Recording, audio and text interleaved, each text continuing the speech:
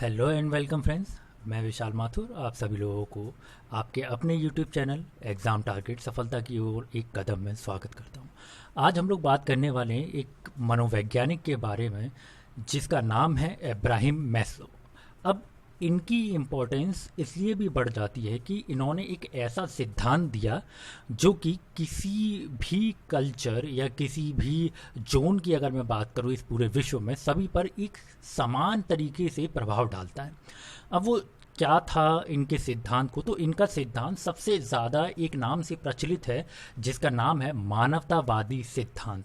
ये बहुत ही बड़े नाम में से एक है जो कि मैस्लो हैं, हमारे जो साइकोलॉजिस्ट हैं, जो कि मनोवैज्ञानिक हैं, उनकी कुछ कामों में से एक सबसे बड़ी सफलता भी ये मानी जाती है हमारे इस पूरे की पूरे क्षेत्र में। तो सुनते हैं जरा इब्राहिम मैस्लो ने अगर बात की जाए तो इन्होंने एक बहुत छोटी सी बात बताई। वो छोटी सी बात में ही इन्होंने पूरे जीवन का सार निचोड़ कर रख दिया। वो क्या बात बताई मैं आपको बताता हूँ। इन्होंने अपने पूरी की पूरी जीवन काल में एक पिरामिड दिया। अब वो समझते हैं, पहले पहले थोड़ा सा जान लेते हैं इब्राहिम मैस्लो के बारे में। ये आप लोगों के सामने दिखाई भी दे रहे होंगे, ये है इब्राहिम मैस्लो जी, जिनका जन्म 1 अप्रैल 1908 को हुआ था। और कहाँ हुआ था? यूएसए। ज़्यादातर आप लोगों ने देखा होगा यूएसए के ही हम लोग देखेंगे जो साइकोलॉजिस्ट हैं, क्योंकि वहीं से शुरुआत भी हुई थी साइकोलॉजी की। और इनकी जो डेथ हुई थी वो कब हुई थी? 8 जून 1970। कभी नहीं पूछा जाता इनके जो उनका जो सिद्धांत था जिसे हम मानवतावादी सिद्धांत या मैस्लो का कौन सा हायरार्की ऑफ नीड या जिसे हम लोग बोलते हैं मांग का सिद्धांत भी बोला जाता है इसे, इसके लिए बहुत ही ज़्यादा मशहूर और प्रचलित हुआ। अब जरा देख लेते हैं ये है क्या। देखते हैं जरा इनके पिरामिड को, जो इन्होंने पिरामिड दिया उसमें खास क्या था देखते हैं। ये देखिएगा आप लोगों के सामने, ये दिखाई भी दे रहा होगा, ये है मैस्लो का पिरामिड। इसे बोला जाता है मैस्लो की पिरामिड। इन्होंने इस पिरामिड के अंदर टोटल 5 चरण दिए। हालांकि ये देखिएगा, ये मैंने यहाँ पर इंग्लिश में भी दे रखा है, थोड़ा सा ये देखिएगा, ये हिंदी में भी मैंने अपने हाथों से खुद से बनाकर इस पिरामिड को देखा। तो हम लोग जरा इसको समझ लेते हैं कि ये जो पिरामिड था उसमें पाँचों की पाँचों चरण में था क्या। तो सबसे पहले अगर मैं बात करूं, किसी भी पिरामिड का जो आधार होता है या पहला चरण होता है वो सबसे नीचे होता है और जो आखिरी चरण होता है वो सबसे ऊपर होता है। या आपने पढ़ा भी होगा बहुत सारी जगहों पर, जब भी हम किसी पिरामिड की बताते हैं, जैसे हम लोग अगर जीव पिरामिड की बात करें तो जो इसका सबसे ज़्यादा मेन पार्ट होता है वो नीचे, उसके बाद फिर ऊपर ऊपर ऊपर ऊपर। इसी तरीके से इसका भी है। तो पहला स्टेप इन्होंने ये दिया। कौन सा दिया इन्होंने पहला स्टेप? ये देखिएगा, पहला है जैविक मांग, जिसे हम लोग क्या बोलते हैं? जैविक मांग।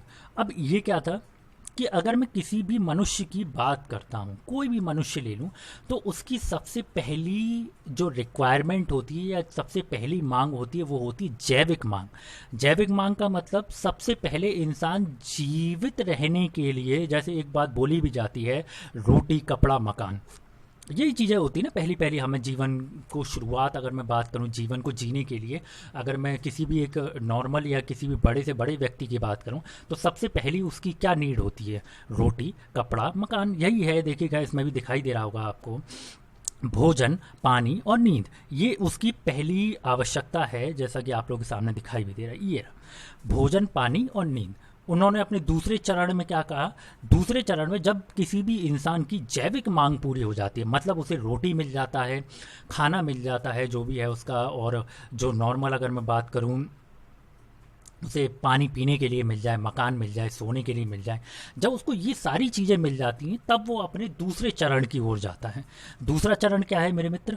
दूसरा चरण है सुरक्षा की मांग। जब इंसान के पास खाना हो गया पर्याप्त, जब इंसान के पास पर्याप्त नींद हो गई, पर्याप्त मतलब वो अपना पानी हो गया, उसके पास मकान हो गया, तो आगे वो क्या करता है? सुरक्षा की मांग। फिर वो अपने शारीरिक जो उसको अपनी जो भी है सुरक्षा को बढ़ाने के लिए फिर वो क्या करता है? मकान आदि भवन आदि का निर्माण करवाता है, ताकि वो खाना पीना अच्छे से खाने के बाद खुद को बचा भी सकें, चाहे वो धूप हो, गर्मी हो, या बाहरी किसी आक्रमण, किसी की बात करूं किसी अन्य लोगों से, वो खुद को बचा सकें। इंग्लिश में भी आप लोग देखिएगा इसे बोला जाता है सेफ्टी नीड्स।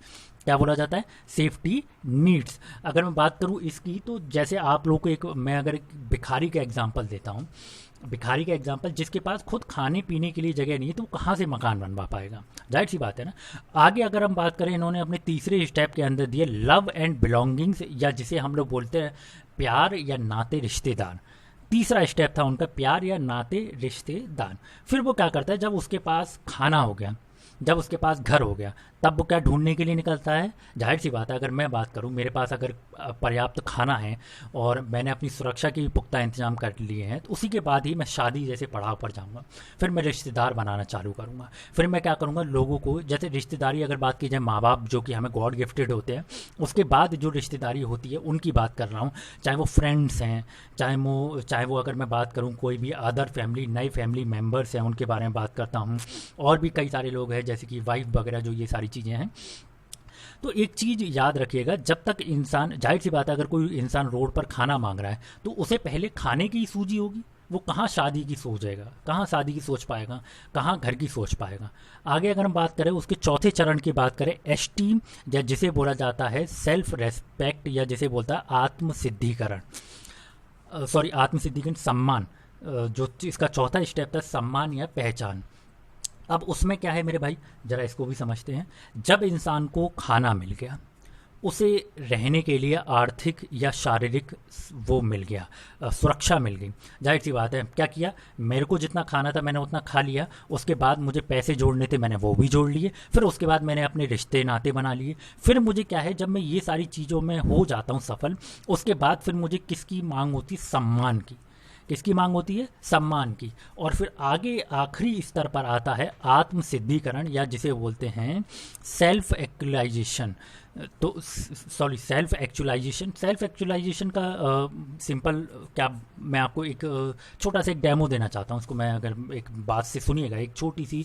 उसमें क्या होता है कि जब कोई भी इंसान, अगर मैं बात करूँ, उसे खाना मिला, उसे घर मिला, उसे नाते रिश्तेदार मिले, उसे सम्मान मिल गया सोसाइटी में, फिर क्या है, फिर वो इंसान अपने पूरी तरीके से लक्ष्य की प्राप्ति, जो उसका आखिरी लक्ष्य है, जिसे हम मोक्ष भी बोल सकते हैं, या किसी के और भी कई सारे बड़े बड़े लक्ष्य होते हैं कि हमें ये भी करना है, वो भी करना है, तो हम उस लक्ष्य की प्राप्ति की ओर जाते हैं, या जिसे हम लोग बोलते हैं स्व यथार्थीकरण, हिंदी में जैसे बोला जाता है, या आत्म सिद्धिकरण।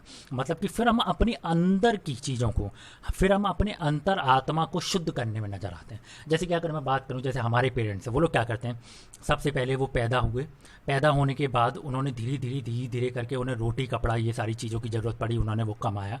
कमाने के बाद क्या किया कि उन लोगों ने सारी की सारी फिर धीरे धीरे करके आर्थिक रूप से खुद को मजबूत किया, यानी कि कमाने के बाद बचाया भी। फिर क्या किया, फिर उन्होंने क्या किया कि अपने नाते रिश्तेदार मित्र भी बनाए। कब बनाए, जब उनके पास पैसा आ गया, वो खुद से आर्थिक रूप से मजबूत हो गए, फिर उन्होंने मित्र बनाना चालू किए। और दूसरी बात है, फिर उन्होंने रिश्तेदार बनाना चालू किए। फिर उसके बाद उन्हें वहाँ से सम्मान भी मिला। सम्मान मिलने के बाद अब आखिरी चरण क्या रह जाता है, अब वो मोक्ष की तरफ, वो क्या करते हैं कि वो अब अपनी सिद्धिकरण, मतलब आत्मा को शुद्ध करने के लिए क्या करते हैं कि 4 धाम के लिए चले जाते हैं, या कहीं और चले जाते हैं। तो ये टोटल 5 स्टेप थे। अब इस पूरे की पूरे 5 स्टेप, या पूरे की पूरे इसको जोड़ को हम लोग नाभिकीय सिद्धांत भी बोलते हैं, या न्यूक्लियर जैसे हम लोग बोलते हैं फॉर्मूला, या जैसे बोलते हैं, हाँ, एक तरीके से न्यूक्लियर ही बोल सकते हैं हम लोग इसको। उसमें क्या होता है, एक चीज़ अगर मैं बात करूं, तो ये सिद्धांत क्या कहता है, मैं आपको बताता हूं कि कोई भी इंसान एक चरण से डायरेक्ट 5वें चरण पर नहीं पहुंच सकता। जैसे कि अगर मैं बात करूं, एक इंसान है, जैसे भिखारी है, भिखारी की अगर मैं बात करूं, जो बैगर्स होते हैं, उनकी अगर मैं बात करूं, तो उन लोगों को तो पहले खाना जुटा लिया। अब खाना जुटाने के बाद वो ऐसा तो नहीं कि वो तीर्थ यात्रा की तरफ निकल जाएंगे। उनका दूसरा क्या पड़ा होगा, दूसरा सबसे पहला यही पड़ा होगा कि कैसे भी करके दूसरे टाइम का खाना कैसे जुटाया जाए, या उसके लिए कैसे बचत की जाए। तो कोई भी इंसान पहले चरण से आखिरी चरण पर ऐसे डायरेक्ट नहीं पहुंच सकता। उसे क्या करना होगा, उसे धीरे धीरे करके अपने एक एक चरण को पार करना होगा, तभी वो आगे के चरण पर पहुंच पाएगा। जैसे एग्जाम्पल के तौर पर मैं थोड़ा सा और दे देता हूँ। जैसे कि अगर मैं बात करूँ किसी एक व्यक्ति की, मान लीजिए वो बहुत समय से भूखा है, तो क्या वो अपनी आत्मा के अंदर झांक के देख पाएगा कि मैं कितना बड़ा आदमी बन सकता हूँ, या मैंने क्या पाप किए, क्या पुण्य किए। ऐसे में तो इंसान केवल यही होगा कि कैसे भी करके पहले पेट भरो, पाप पुण्य बाद में देखा जाएगा। यही तो कारण है ना कि लोग चोर बन जाते हैं और कई सारे क्राइम्स भी करते हैं। कारण क्या है, यही कारण है कि वो लोग आत्म सिद्धिकरण या सम्मान की तरफ तो जब पहुंच पाएंगे जब उनकी खुद की नीड पूरी होगी, या खुद की आवश्यकता पूरी होगी। बात समझ में आई होगी, आई होप। अब इसे किस किस नामों से जाना जाता है, मैं एक बार जरा दिखा देता हूं आपको। इसके कुल 5 नाम हैं, जिसे हम लोग देखेंगे सबसे पहला है पदानुक्रमित मांग का सिद्धांत। यानी कि ये कैसी मांग है, हर एक स्टेप बाय स्टेप, यानी कि हम क्या करेंगे, चीज़ों को स्टेप बाय स्टेप ही आगे बढ़ सकते हैं। मानवतावादी सिद्धांत हर एक मानव पर लागू है। कोई भी अगर मानव की बात करूं, चाहे वो कितना भी गरीब से गरीब क्यों ना हो या कोई अमीर से अमीर क्यों ना हो, किसी भी कल्चर में क्यों ना हो, किसी भी धर्म का क्यों ना हो या नास्तिक ही क्यों ना हो, हर एक सिद्धांत अपने आप में ये कोई भी अपने आप को, जैसे कि मैं अगर बात करूं तो हर एक मानव, हर एक जाति पर ये लागू होता है। मांग एवं आपूर्ति की सिद्धांत, जाहिर सी बात है। नाभिकीय आवश्यकता का सिद्धांत मैंने आपको ये भी बताया, और स्वयथार्थीकरण का सिद्धांत, जिसे हम लोग इंग्लिश में क्या बोल रहे थे जरा देखते हैं, सेल्फ एक्चुअलाइजेशन का सिद्धांत। अब इन सारी चीज़ों को हम लोग एक बार फिर से कंबाइन करते हैं। क्या करते हैं, कंबाइन करके एक बार देखते हैं। सबसे पहले क्या होगा कि जैविक मांग होगी। दूसरा, जब ये जैविक मांग पूरी हो जाएगी, इंसान के पास रोटी कपड़ा मकान आ गया, तब वो सुरक्षा की ओर देखेगा, यानी कि भविष्य में मैं कुछ और जोड़ भी लूँ।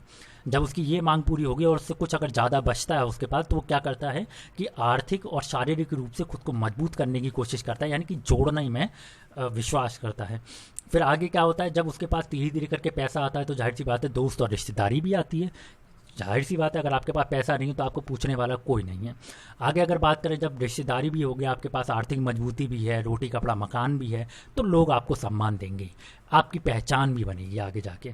और फिर आखिरी क्या आता है कि जब सारी चीज़ें हमें मिल चुकी, सम्मान भी मिल गया, पैसा भी मिल गया, हम खुद के तौर पर देखा जाए तो हम खुद से आर्थिक रूप से, शारीरिक रूप से मजबूत हो गए, तब हम खुद की आत्मा को शुद्ध करने के बारे में, या जिसे हम लोग बोलते हैं आत्म सिद्धिकरण, यानी कि खुद के ऊपर सिद्धि प्राप्त करने के लिए जोर लगाते हैं। तो आई होप ये सारी बातें आप लोगों को समझ आई होंगी। आज मैस्लो के बारे में हमने पढ़ा और इस पर कई बार क्वेश्चन पूछा भी गया है, तो इस चीज़ को याद रखिएगा। इसको कई बार अन्य अन्य नामों से याद भी किया जाता है या पूछ भी लिया जाता है, तो इन नामों को याद रखिएगा। और कभी कभी ये भी पूछ लिया जाता है, जैसे अगर मैं यही बात करूं तो सम्मान किस चरण में आता है मैस्लो के सिद्धांत पे, तो हमें पता होगा वो चौथे चरण में है, या सुरक्षा की मांग कौन से चरण में है तो दूसरे में।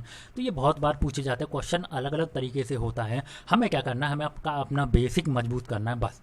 बात समझ में आई ना, बेसिक मजबूत हो गया, इसका मतलब है कि आपका सारी की सारी चीज़ें भी मजबूत हो गई। तो आज के लिए इतना ही। अगर कोई भी परेशानी हो तो आप मेरे को कमेंट में ज़रूर लिखें, अगर आपको कोई परेशानी होती है। बाकी तो आप लाइक और सब्सक्राइब करिएगा ज़रूर ही। Thank you very much.